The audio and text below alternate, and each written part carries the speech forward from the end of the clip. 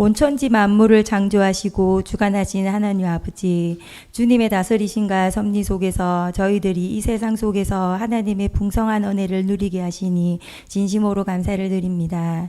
날마다 하나님의 존재를 인식하며 살 수 있도록 은혜를 내려주시옵소서. 오늘 수요 예배 자리에 모여 함께 예배드릴 수 있게 하심을 감사드립니다. 바쁜 상황과 분주한 삶 속에서도 보이기에 힘쓰며 주님을 찾게 하심을 진심으로 감사드립니다. 이 시간 기도하며 말씀을 나누며 서로 위로할 때 성령 하나님께서 함께하여 주셔서 은혜가 충만한 시간이 되게 하옵소서. 우리의 마음이 하나님을 향하게 하시며 민감한 영성을 가진 성령의 사람으로 살게 하옵소서. 5월 가정의 달을 맞이하여 신앙적으로 살아가며 가정의 평화가 이루어지게 하옵소서. 다음 주에 있을 동행주의를 통해 하나님을 함께 예배하는 기쁨이 넘치게 하시고 하나님 나라를 위해 헌신하는 동력자들이 되게 하옵소서. 행복한 전도대가 시작되었는데 전도대원들에게 하나님과의 인격적인 만남이 이루어지고 복음의 능력을 충만하게 경험하는 시간들이 되기를 원합니다. 행복한 전도대인 만큼 하나님의 복음을 전하는 일을 꾸준하게 이어갈 수 있도록 합심하여 기도하기를 원합니다. 간절한 기도가 하나님을 움직이는 것이 아니라 우리의 믿음이 하나님의 보좌를 움직이기에 응답의 확신을 가지고 믿음으로 기도하기를 원합니다. 내 힘으로 해결할 수 없는 문제들이 나에게는 큰 산이기 때문에 문제를 구하지 말고 해답을 구하기를 원합니다. 우리의 삶이 늘 하나님 가운데 있지만 우리는 잘 의식하지 못하며 사는 듯합니다.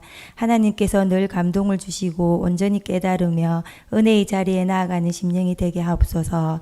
신실한 믿음으로 하나님께서 행하신 모든 것들을 인정하면서 하나님께서 기뻐하시는 뜻을 온전히 준행하며 살아가게 하옵소서. 이 시간 하나님을 영과 진리로 예배할 때 살아계신 하나님의 말씀을 대언하는 목사님을 성령으로 충만케 하시고 영육간에 강건케 하셔서 주님의 말씀을 담대히 선포하게 하옵소서. 마치는 시간까지 성령님께서 함께하여 주시고 은혜와 감동의 시간이 되도록 하여 주시옵소서. 십자가의 사랑을 깨달으며 우리의 죄를 대신하여 고난에 기꺼이 감당하신 예수님의 이름으로 기도드립니다.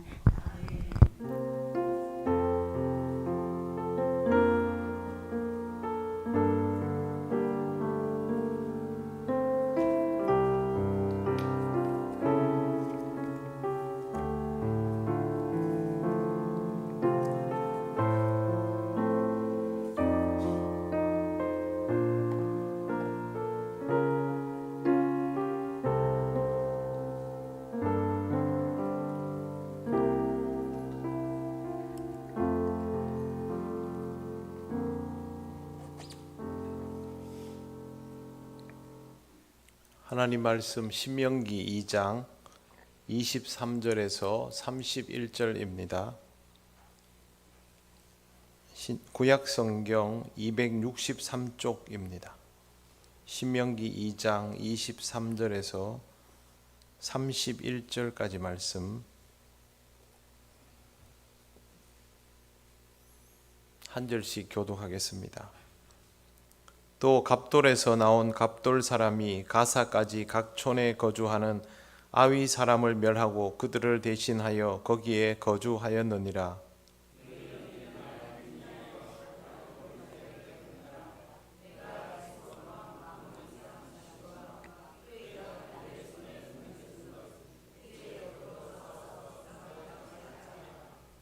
오늘부터 내가 천하 만민이 너를 무서워하며 너를 두려워하게 하리니 그들이 내 명성을 듣고 떨며 너로 말미암아 근심하리라 하셨느니라.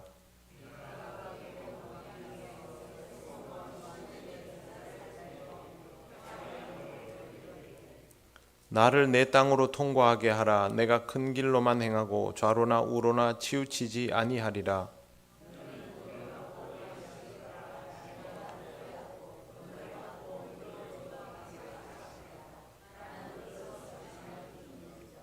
세일에 거주하는 에서 자손과 아르에 거주하는 모압 자손이 내게 행한 것 같이 하라. 그리하면 내가 요단을 건너서 우리 하나님 여호와께서 우리에게 주시는 땅에 이르리라 하였으나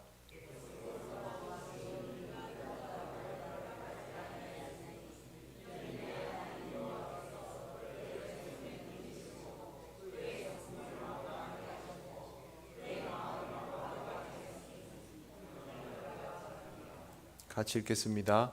그때에 여호와께서 내게 이르시되 내가 이제 시온과 그의 땅을 내게 넘기노니 너는 이제부터 그의 땅을 차지하여 기업으로 삼으라 하시더니 아멘. 기도드리겠습니다. 하나님 감사합니다. 오늘 주신 이 말씀을 우리가 함께 묵상하며 우리를 향하신 하나님의 뜻을 보아 알기를 원하며 우리의 믿음의 성장이 있기를 원합니다. 말씀의 이치를 깨닫는 은혜가 있도록 전하고 듣는 우리 모두에게 역사하여 주옵소서.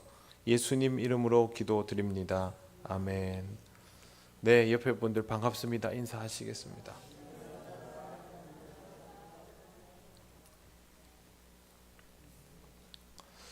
네, 수요일, 주일도 물론이지만 수요일과 새벽은 우리에게 예배이기도 하지만 공부이기도 합니다.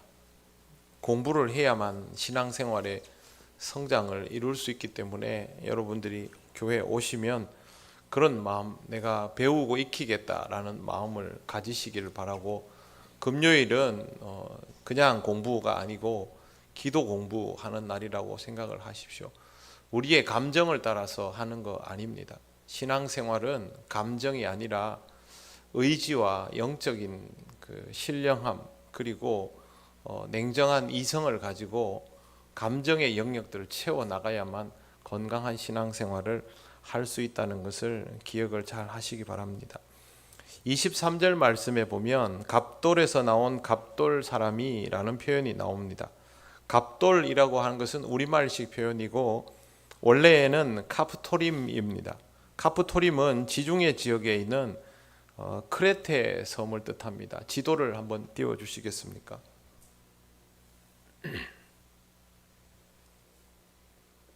지도가 나옵니까? 네. 제가 왜 지도를 보여드리냐면요. 사라졌다. 네. 여기 지금 보시면 그 로고가 사라지네. 예. 여기 오른쪽에 있던 자리인데요.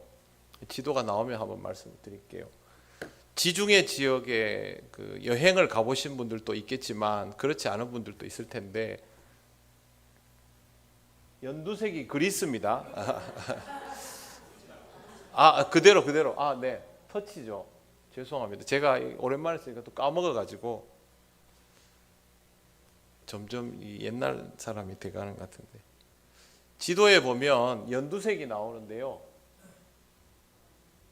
여기 연두색 보이시죠? 예, 여기 그리스고 여기 이태리입니다. 이태리인데 그리스 아래쪽에 요 섬이 크레테입니다. 그리고 이쪽에 이스라엘이 여기 있는데 이스라엘에서 여기 쪽으로 나오면 여기가 그 성경에 나오는 구브로입니다. 구브로. 원래 이름은 사이프러스, 키프로스인데요. 제가 왜 이쪽으로 돌아보죠? 이게 더 쉬운데. 네, 그리스 아래쪽에 있는 섬, 요게 크레테인데 갑돌이라고 부릅니다. 사실 이 지역으로, 지도 이제 안 보여주셔도 됩니다. 이 지역으로 여행을 하실, 여유가 있게 좀 여행을 할 분들이 있다면 저 섬에 한번 가보시는 것을 추천을 합니다. 좀 특별한 섬입니다. 성경에 나오는 이 갑돌이라는 사람들은 이 지역에서 있다가 이스라엘 지역 서부 해안 쪽으로 어느 날 이주해 들어오게 됩니다. 그리고 거기에서 정착했는데, 제가 왜 이 사람들을 보여드리냐 하면 이 사람들이 블레셋 사람들입니다. 그러니까 성경에서 굉장히 많이 등장하는 인물들이 바로 이 혈통인데, 예레미야 47장 4절, 아모스 9장 7절에 갑돌에서 온 족속이라는 표식이 있고, 스바냐 2장 5절과 사무엘상 30장 14절에는 그렛 사람이라고 되어 있는데, 아까 말씀드린 것처럼 크레테 섬 사람이라는 뜻입니다. 이 외에도 블레셋이라는 이름은 엄청나게 많지 않습니까? 그래서 이 사람들에 대해서 우리가 어느 정도는 알고 있어야 하기 때문에 설명을 드립니다. 크레테 섬은 옆으로 기단하게 생긴 섬인데, 크기는 제주도 5배 정도 됩니다. 절대 작지 않은 크기이고 유럽 문명의 발상지로 알려져 있습니다. 유럽의 문명이 저기서 출발했다라고 여겨졌으면 고대에는 여기가 굉장히 발달한 섬이었다는 뜻이죠. 그런데 이 섬이 로마 제국이 세워질 때쯤 돼서는 좀 뒤처진 문명을 가진 섬으로 알려지게 됩니다.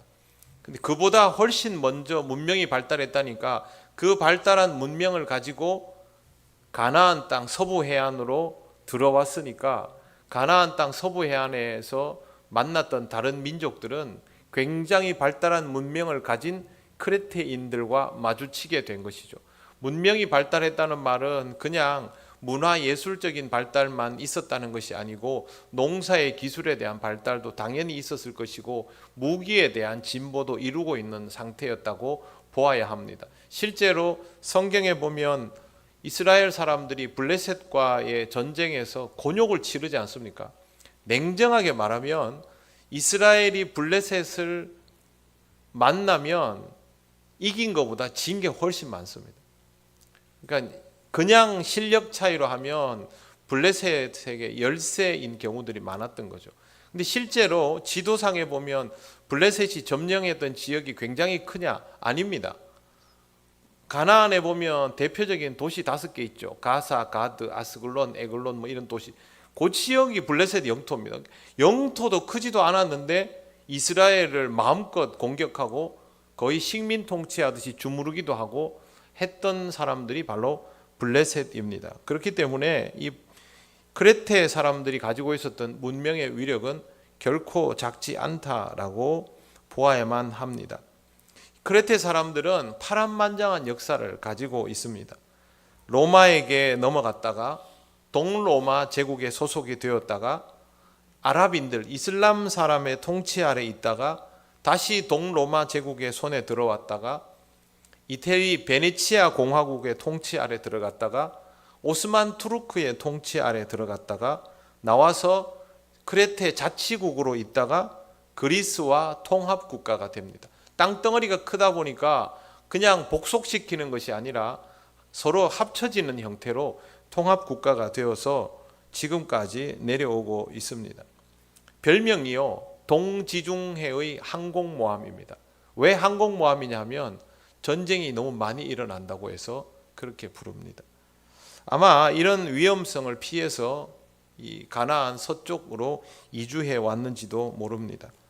블레셋이라는 이름이 도대체 어디서부터 나타났는지에 대해서 성경을 읽는 사람은 모르면 안 되기 때문에 갑돌 그리고 그레테 블레셋이라는 이름으로 여러분에게 소개시켜 드립니다.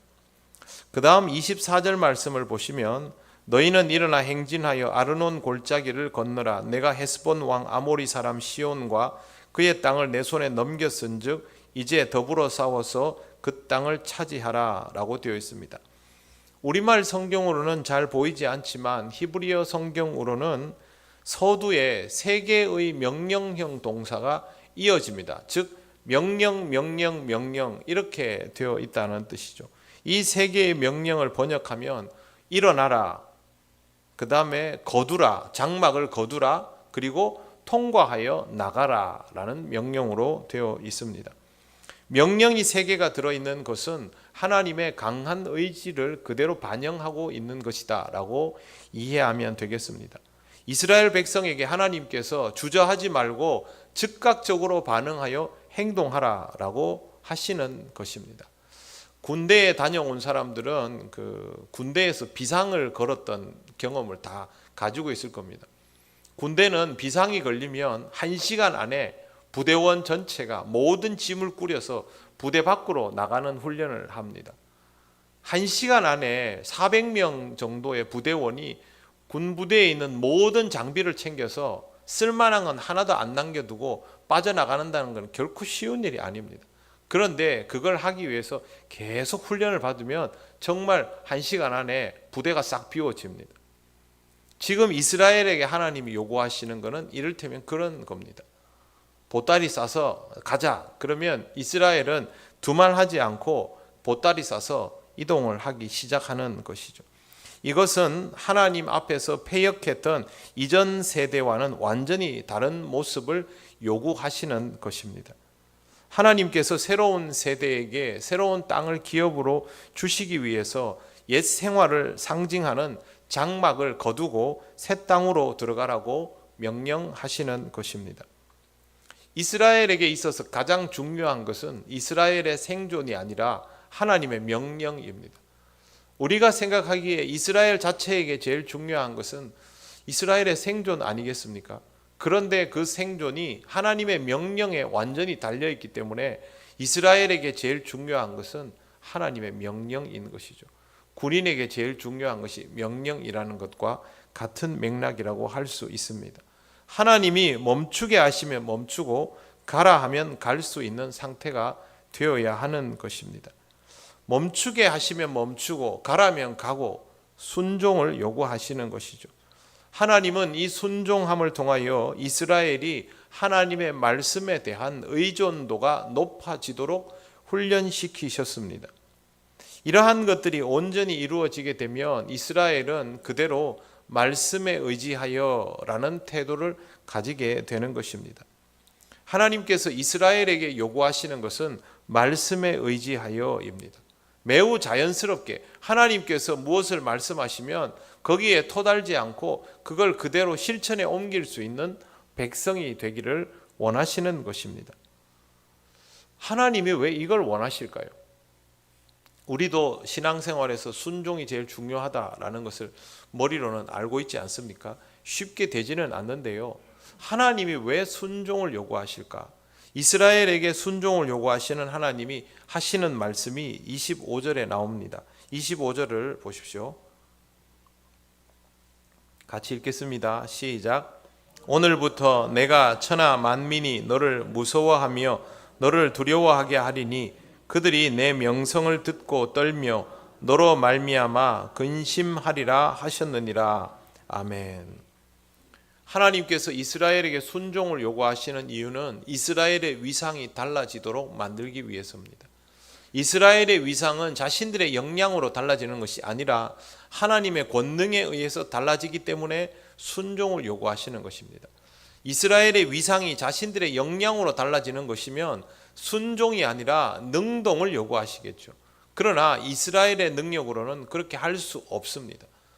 어느 정도까지는 되겠지만 한계에 직면하면 그게 끝이고 하나님은 이스라엘이 그 한계 안에 갇히지 않도록 하기 위해서 이스라엘의 위상을 하나님의 능력으로 바꾸어 주신다라는 말씀을 여기 하고 있는 것입니다. 광야를 떠돌며 영토도 없고 성벽도 없고 신전도 없고 임금도 없고 아무것도 없는 이 민족이 천하 만민에게 두려움의 대상이 될 것이라고 하실 정도면 이스라엘의 위상이 얼마나 달라지겠다라는 뜻입니까? 정말 하나님은 이렇게 하실 수 있을까요? 38년 동안 뺑뺑이를 돌면서 땅덩어리 하나 확보하지 못하고 유리하는 사람들인데요. 그런데 하나님은 그렇게 하십니다. 이스라엘은 38년을 광야에서 보냈습니다. 그리고 이제 비로소 가나안 땅으로 움직이기 시작하였습니다. 지금 우리가 읽고 있는 책 신명기 다음 여호수아 2장에 보면 여리고에 있는 기생 라합이 이스라엘과 하나님에 대한 소문 이야기를 합니다. 그런데 여러분 38년이나 지났지 않습니까? 38년 동안 이스라엘이 뭐 한 거 있습니까? 아무도 없죠. 그러면 보통 기억에서 잊혀져야 하죠.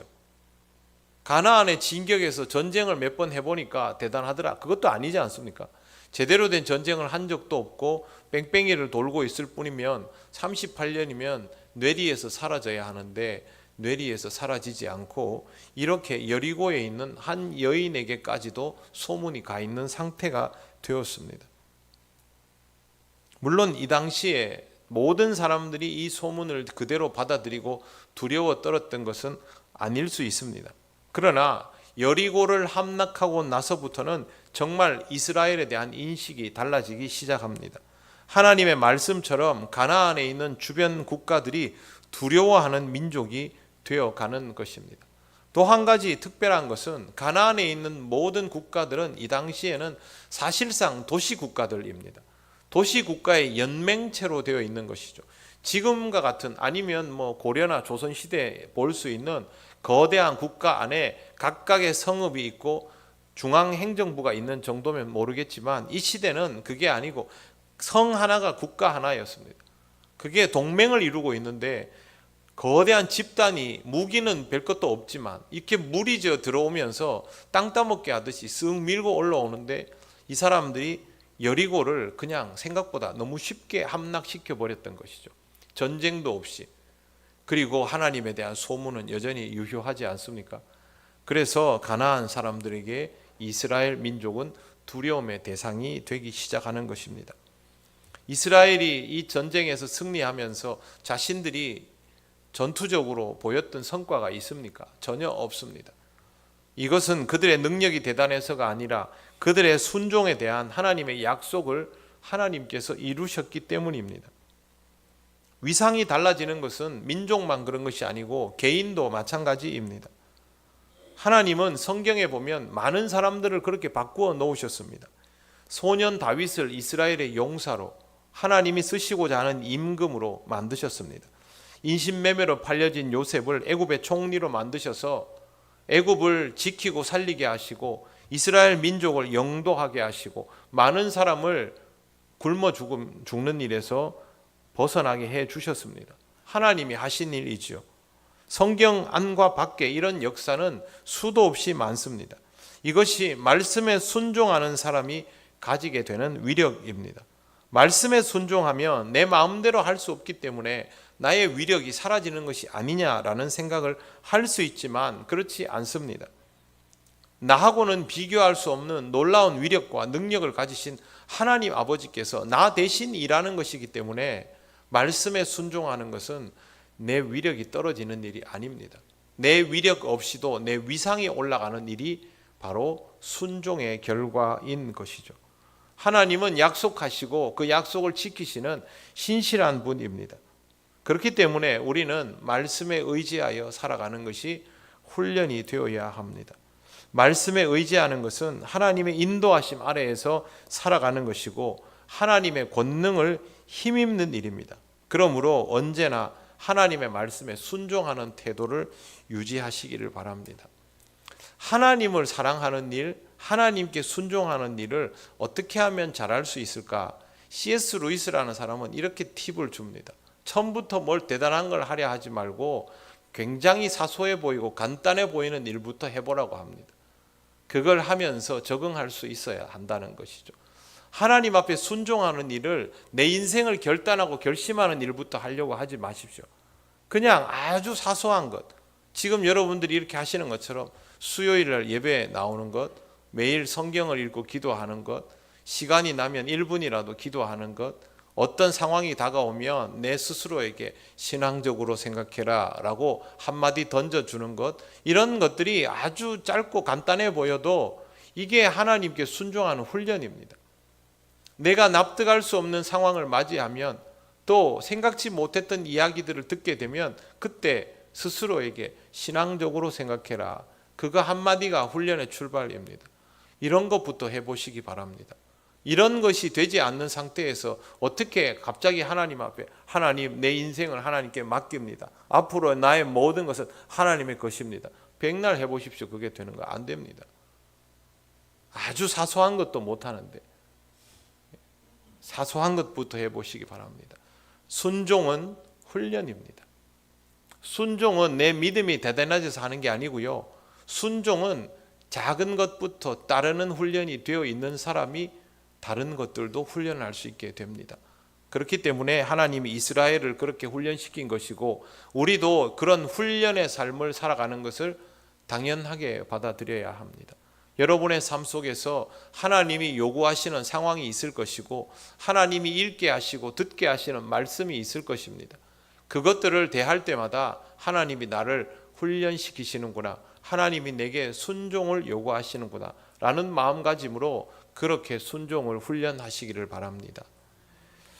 그 다음 세 번째는요, 하나님은 대적자의 마음을 움직이는 분이시다라는 의미를 살펴보려고 합니다. 26절 말씀을 보십시오. 내가 그대못 광야에서 헤스본 왕 시온에게 사자를 보내어 평화의 말로 이르기를 이라고 되어 있습니다. 먼저 시온이라는 이름이 나옵니다. 시온이라는 이름은 전사라는 의미를 가지고 있습니다. 실제 이름이 시혼일 수도 있고요, 전쟁을 통하여 얻게 된 이름이 시혼일 수도 있습니다. 어쨌든 전사라는 이름은 그가 그만큼 호전적이다라는 뜻입니다. 함부로 대할 수 있는 상대가 아니죠. 모세가 그대못 광야에서 헤스본 왕 시온에게 사자를 보내서 평화로운 말로 통과하게 해달라고 하는데, 성경에 모세가 제시한 조건들이 나오고 있습니다. 27절을 보십시오. 27절 말씀 28절까지 같이 한번 읽겠습니다. 시작. 나를 내 땅으로 통과하게 하라. 내가 큰 길로만 행하고 좌로나 우로나 치우치지 아니하리라. 너는 돈을 받고 양식을 팔아 내가 먹게 하고 돈을 받고 물을 주어 내가 마시게 하라. 나는 걸어서 지날 뿐인즉. 아멘. 조건이 딱 정해져 있습니다. 큰 길로 들어가지 않겠다. 큰 길만 다니고 영토로 들어가지 않겠다. 그러니까 이 헤스본 사람들하고는 상종하지 않겠다는 것이죠. 전혀 위협이 되도록 하지 않겠다는 말입니다. 그 다음에 돈 받고 양식을 팔아라. 돈 대가를 지불하겠다. 돈 받고 물을 주어 내가 마시게 하라. 이게 무슨 뜻입니까? 한마디로 통행세 내겠다는 거 아닙니까? 전혀 위협이 되지 않도록 할 것이고 통행세도 확실하게 낼 거니까 통과할 수 있게 해주라. 그리고 29절에 보십시오. 29절 읽어보겠습니다. 시작. 세일에 거주하는 에서 자손과 아르에 거주하는 모압 자손이 내게 행한 것 같이 하라. 그리하면 내가 요단을 건너서 우리 하나님 여호와께서 우리에게 주시는 땅에 이르리라 하였으나. 아멘. 여기 보시면 이게 지금 처음이 아니죠. 모세는 이미 에돔과의 협상을 통해서 에돔의 영토를 이런 방식으로 통과했고, 모압과의 협상을 통해서도 모압의 영토를 이런 식으로 통과했습니다. 그러면 지금 이 동네 공기는 이런 식으로 지나가면 통과가 되는 공기라는 뜻이기도 합니다. 또한 헤스본 왕 시온이 에돔과 모압의 땅을 아무 무리 없이 히브리 민족이 지나왔다는 소식을 알겠습니까? 모르겠습니까? 모를 리가 없죠. 임금이 이런 소식은 항상 접하기 때문에 히브리 민족이 자신들에게 위협이 되지 않을 것이다 라는 정도는 알고 있는 상태입니다. 그리고 모세도 분명히 그것을 말하는데요, 모세가 29절 하반절에 보시면 그리하면 내가 요단을 건너서 우리 하나님 여호와께서 우리에게 주시는 땅에 이르리라. 우리는 여기가 목적지가 아니다. 우리가 갈 목적지는 따로 있으니까 통과만 하겠다. 그렇게 합니다. 그런데 30절 보십시오. 같이 읽겠습니다. 중요한 구절입니다. 시작. 헤스본 왕 시온이 우리가 통과하기를 허락하지 아니하였으니 이는 내 하나님 여호와께서 그를 내 손에 넘기시려고 그의 성품을 완강하게 하셨고 그의 마음을 완고하게 하셨음이 오늘날과 같으니라. 아멘. 줄을 그으시려면 여호와께서 그의 성품을 완강하게 하셨고 그 마음을 완고하게 하셨음이, 이렇게 그으면 되겠습니다. 이 구절에서 제일 중요한 부분입니다. 시온의 통과를 허락하지 않았습니다.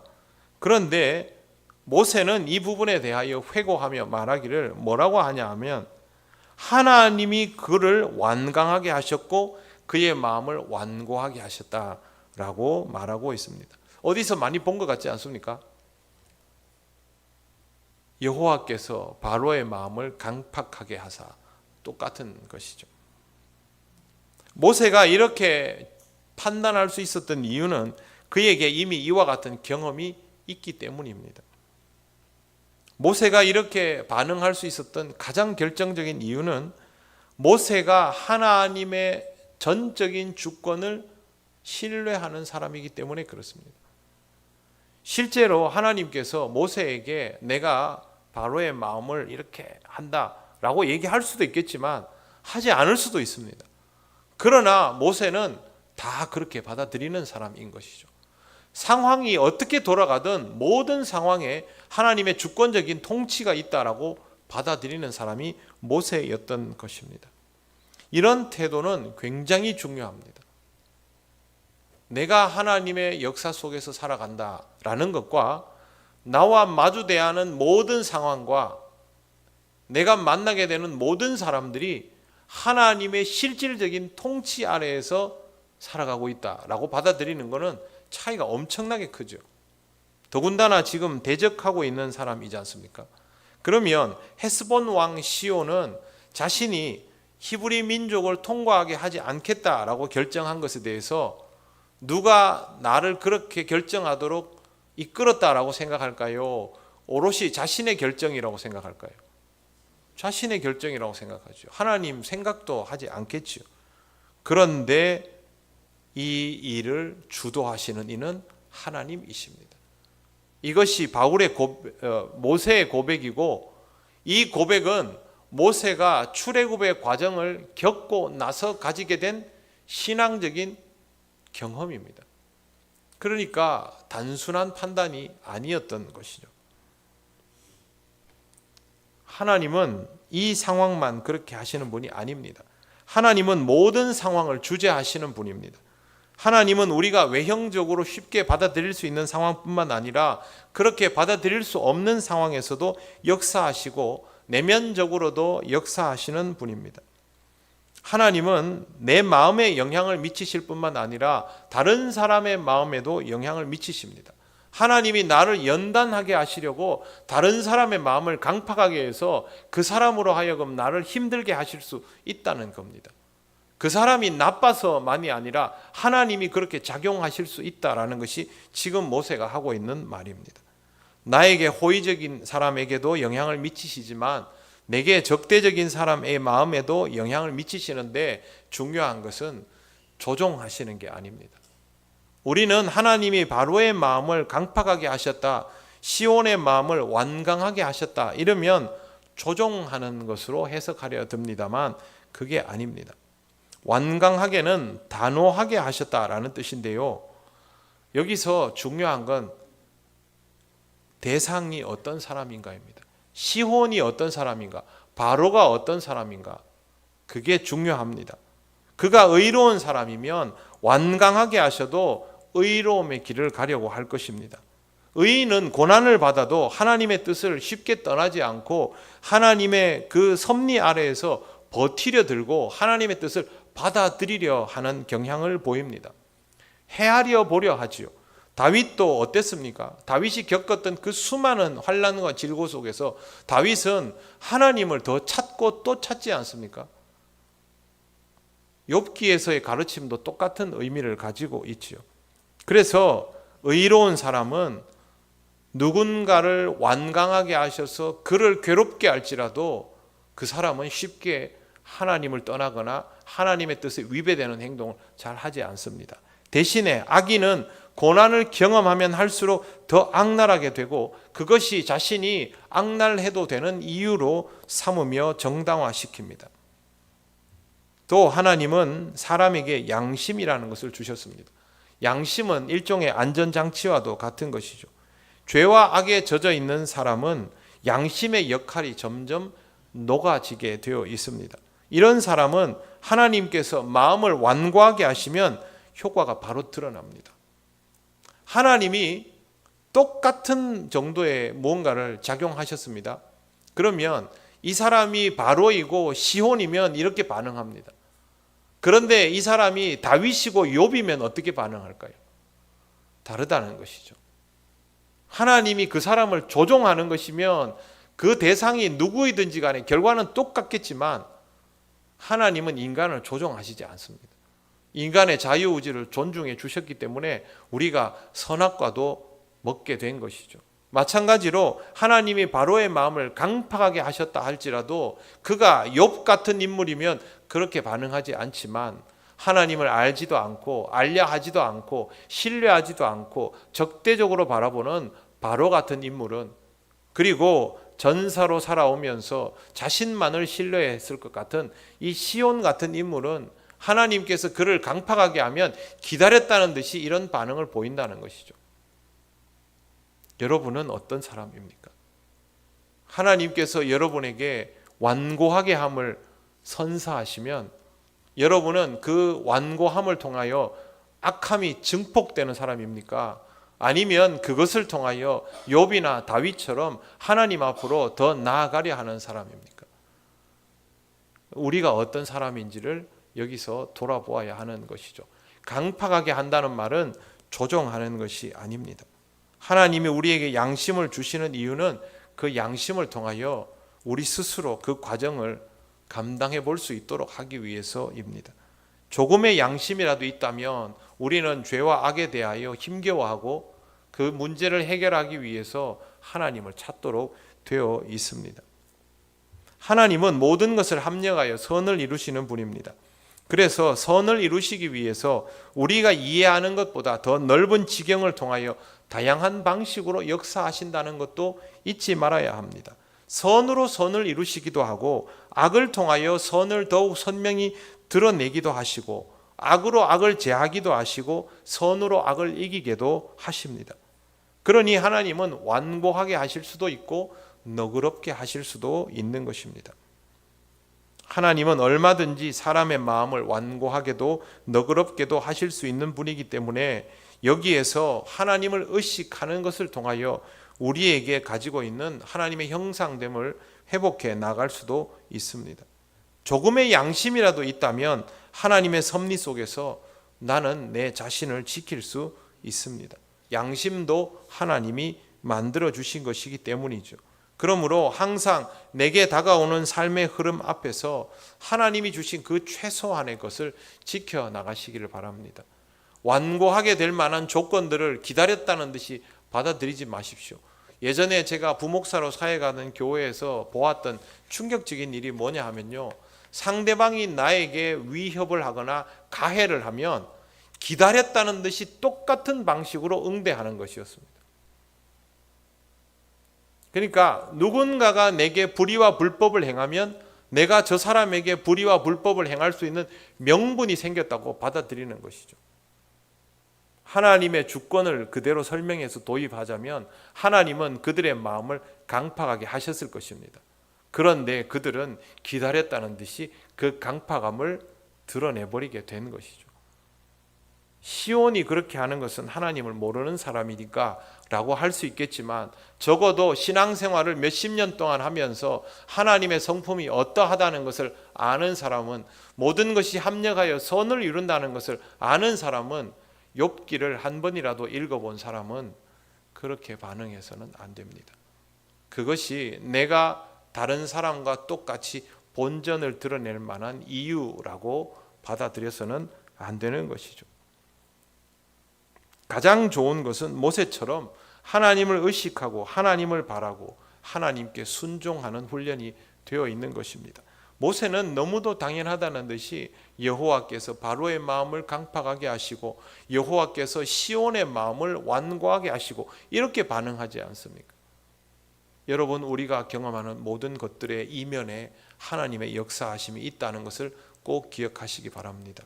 그 순간 내가 이것을 다 납득할 수는 없을지라도 그것의 결과는 우리가 납득할 만한 것이 되도록 하나님은 그 과정에 함께하여 주시는 분입니다. 그 다음에 하나님은 모세에게 이 말씀을 하십니다. 우리 31절을 보시겠습니다. 같이 읽겠습니다.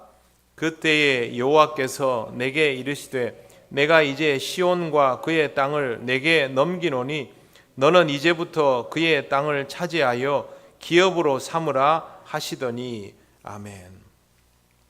하나님은 시온의 마음을 완고하게 하실 뿐만 아니라 모세에게는 일어날 일들에 대하여 미리 사인도 주십니다. 내가 이제 시온과 그의 땅을 너에게 넘기노니 너는 이제부터 그의 땅을 차지하며 기업으로 삼으라 하시더니, 아직 이 일이 일어나기도 전에 하나님은 세팅을 다 해주는 것이죠. 이런 거죠. 내가 잠시 가게 주인이 이렇게 합니다. 내가 잠시 가게를 비울 텐데 매일 찾아오는 그 녀석은 주인이 없으면 물건을 슬쩍 하는 놈이야. 틀림없이 그렇게 할 거야. 그러면 네가 밖에서 딱 기다렸다가 훔쳐서 나오면 잡아. 이거랑 똑같은 구조입니다. 그 사람이 착한 사람이면 주인이 있건 없건 남의 물건을 가져오지는 않겠지요. 그러나 그 사람이 완고한 악한 사람이면 주인 없는 가게에서 아이고 잘됐다 그러면서 물건 들고 나올 거라는 거죠. 그러면 네가 잡아 이겁니다. 시온이 하나님의 말씀을 하나님께서 이루어 가시는 이 출애굽의 역사, 가나안 정복의 역사를 받아들이지 않고 악으로 대응해서 나오면 너는 시온을 잡아 이겁니다. 이게 하나님께서 모세에게 주신 말씀이죠. 그래서 하나님은 나를 통하여 역사하시고 내가 만날 상황을 통하여서도 역사하시고 내가 만나게 될 사람들을 통하여서도 역사하십니다. 우리는 이 모든 것들의 개연성을 알 수 없지만 하나님께서는 믿는 자로 하여금 이 일들이 어떻게 이루어지는지를 깨닫게 만드십니다.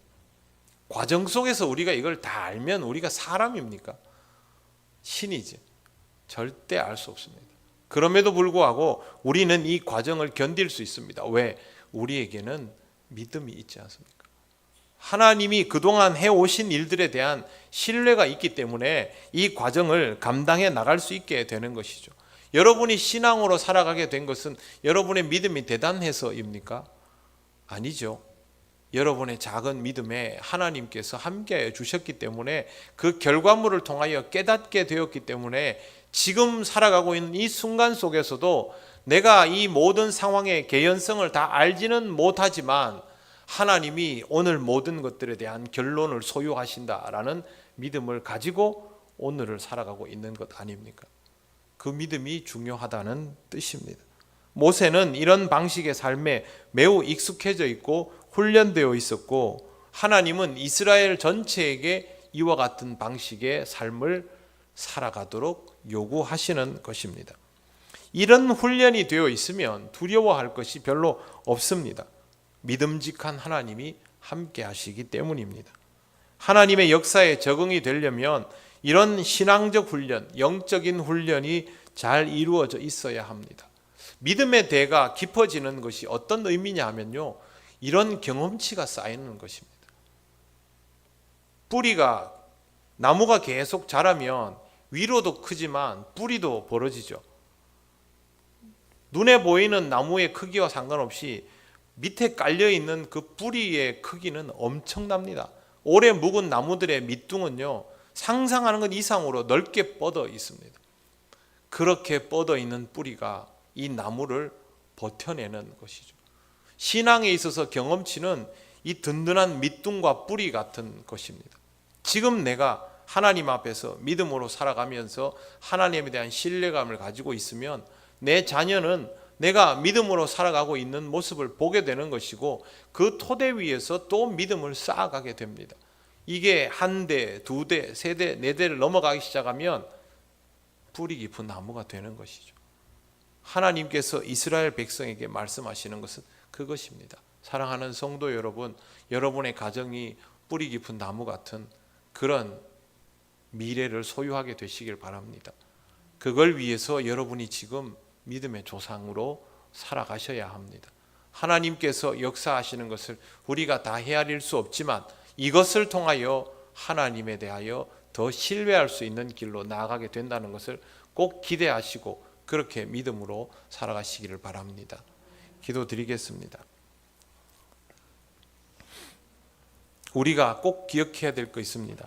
하나님은 나의 마음도 강팍하게 하실 수 있습니다. 하나님은 내가 사랑하고 아끼는 사람의 마음도 강팍하게 하실 수 있습니다. 어쩌면 우리가 이런 과정들을 많이 경험하고 살았을 수도 있습니다. 신실하지 못하면 우리는 이럴 때마다 시험에 들고 실족하게 될 것입니다. 오늘은 우리들 자신을 위하여 기도하면 좋겠습니다.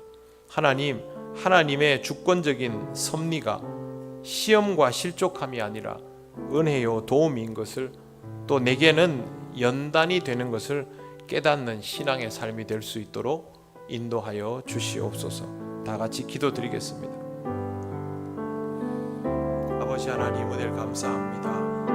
하나님의 말씀이 쉽지 않고 우리에게는 적지 않은 부담이 되지만, 그러나 하나님 아버지를 믿고 오늘도 이 말씀을 공부하며 우리 믿음의 성장을 이루어갈 수 있기를 원합니다. 성령 하나님 역사하여 주셔서 믿음으로 사라지며 이 모든 상황 속에서 하나님의 주권적인 섭리를 깨닫는 은혜가 있도록 인도하여 주시옵소서. 영이신 하나님 아버지, 하나님의 역사 속에서 믿음으로 사라지게 되기를 원합니다.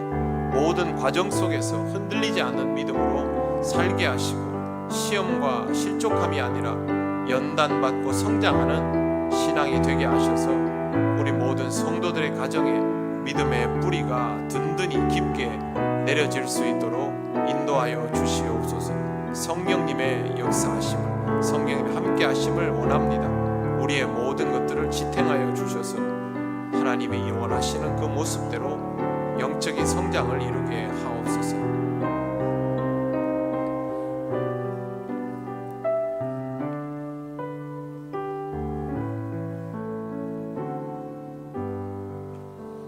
하나님 아버지, 우리를 강팍하게 하실 수도 있다는 것을 우리가 잊지 않게 하옵소서.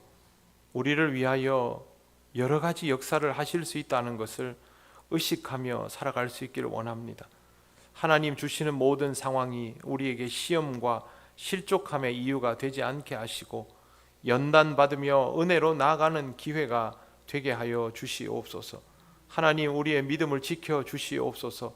우리의 믿음이 다음 세대로, 그 다음 세대로 이어지게 하셔서 정말 뿌리 깊은 나무처럼 하나님 앞에서 견고히 서 있게 하시고 하나님의 어떤 역사 속에서도 흔들리지 않고 그 믿음으로 살아가는 가문들이 되게 하여 주시옵소서. 성령 하나님, 우리를 지켜주심을 믿고 감사드리며 예수님 이름으로 기도드립니다.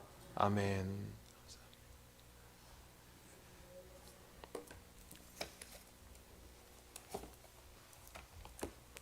교회 소식 전하겠습니다.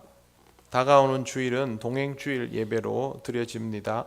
각 교구별로 준비하고 있을 텐데 무엇보다 중요한 것은 기도하고 영으로 하나 되어서 움직이고 또 모든 일들을 해나가는 것이고, 또 방문하는 교회와도 영으로 하나 되어 예배하는 공동체로 주일을 지나는 것입니다.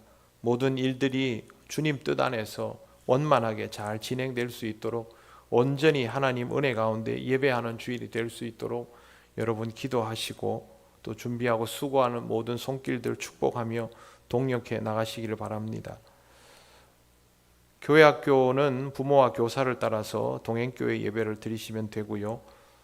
개인적으로 사정이 있는 분들, 또 연로하셔서 배를 타기 어렵다거나 하신 분들은 교회에서 예배를 드리시면 되겠습니다. 네. 지난주 공동의회에서 김철용 협동 안수집사님에 대한 안수집사 신임의 건이 통과되어서 김철용 집사님이 우리 교회의 안수집사님이 되셨음을 알려드립니다. 항존직 재교육 1차 과정이 진행되고 있습니다. 여러분 위에서 기도해 주시기 바라고, 앞으로 이와 같은 교육들을 계속 이어갈 때에도 신앙의 성장을 위해서 적극적으로 참여해 주시길 바랍니다. 효도관광 광고를 드립니다. 일시는 5월 21일입니다. 장소는 울산 대공원 장미축제입니다. 답사도 다녀왔는데요. 굉장히 좋은 곳으로 알려지고 있습니다. 대상은 은퇴하신 분들입니다. 차량은 버스를 통해서 이동하게 되고요. 맛있는 점심이 준비가 되어 있습니다. 또 관심 가져주시고 기도해 주시고 또 협찬도 많이 해주시기를 바랍니다. 그리고 자세한 문의사항 또 참석에 관한 것들은 우리 김부종 장로님에게 물어보시면 다 답을 알려주시고 할 겁니다. 신청도 김부종 장로님에게 해주시기를 바랍니다. 다른 광고는 주보를 참조해 주시기 바랍니다. 이제 우리 다 같이 주님께서 가르치신 기도를 올려드립니다. 하늘에 계신 우리 아버지, 아버지의 이름을 거룩하게 하시며 아버지의 나라가 오게 하시며 아버지의 뜻이 하늘에서와 같이 땅에서도 이루어지게 하소서. 오늘 우리에게 일용할 양식을 주시고 우리가 우리에게 잘못한 사람을 용서하여 준 것 같이 우리 죄를 용서하여 주시고 우리를 시험에 빠지지 않게 하시고 악에서 구하소서. 나라와 권능과 영광이 영원히 아버지의 것입니다. 아멘.